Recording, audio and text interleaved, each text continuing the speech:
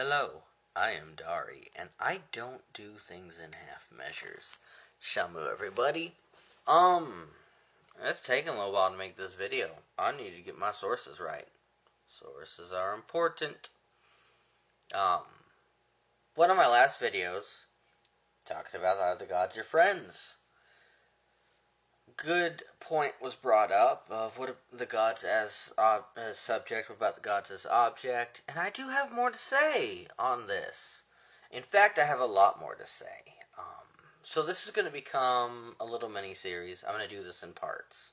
Of course, all of the parts will be together on my Substack, but since people seem violently allergic to my Substack, y'all can have it in parts here. What we are going to do is we're going to go on a little trip where we are going to look through history at what some of the most famous philosophers and theologians have to say on this evergreen subject. So, let's get started. So we're going to be reading off the working draft of my Substack for this. So I will be checking my notes constantly. So, the gods. One of the most common claims in modern spirituality is also, to me, one of the strangest, that the gods are your friends. We're told that the gods want a personal relationship with us, that they're rooting for us. They are proud of us.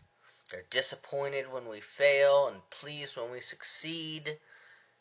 They seek companionship with us, affirmation, and intimacy in much the same way human beings do.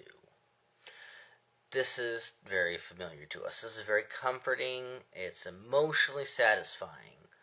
It's also sitting in stark contrast and very remarkably difficult to reconcile with much of the philosophical and theological traditions of the ancient world, where we get our stuff.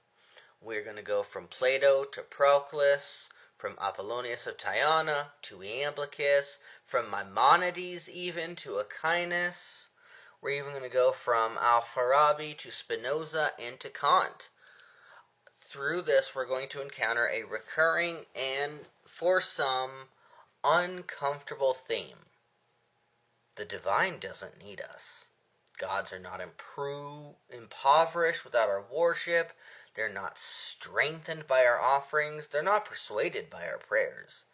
They are not emotionally dependent upon our devotion.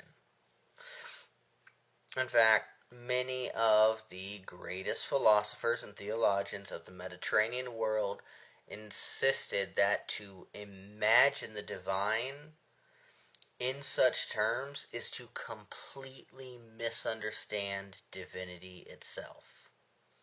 Now, I'm not arguing against prayer. I'm not arguing about giving sacrifice. I'm not arguing against your rituals, your devotion, worship, piety. I'm not arguing against any of it. Rather, this argument is about what these things are for. For over 2,000 years, even more in some extent, some of the most influential thinkers in Western religious history have maintained that prayer does not exist to change the gods. Sacrifice doesn't exist to feed the gods. Worship is not a thing to fulfill a need within the gods. These practices aim to transform us, the worshippers. The gods are what they are. The question is whether we are able to become something more than what we are. If we are able to step up to the divine. If we are able to change the internal systems that are ourselves. If we can alchemize and ascend our soul. That's what prayer's for. That's what ritual is for. Our devotion to the gods It's a devotion to our idea of the gods within ourselves. Our piety to the gods. It changes our behavior, literally rewires our brains to change who we are. The sacrifices, they are for us. There is an exchange of energy and a giving away of stuff. And that is what occurs when we sacrifice. All of these things that we attribute are for the gods. They're for us. They're for the practitioner. They're for the worshiper. They don't need us. They don't need what we have to offer. They aren't affected by these things.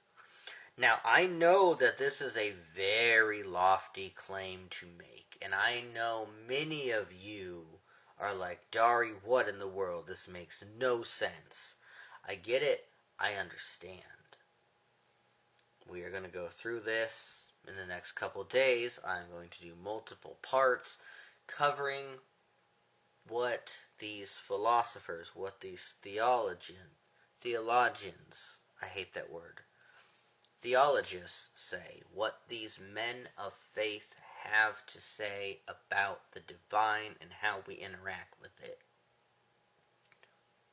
And not just one man, but many, from many different walks of life, from many different times in history. We're going to sit here and we are going to reach back and we are going to listen to the voices of the past who are telling us about what we should be doing in the present.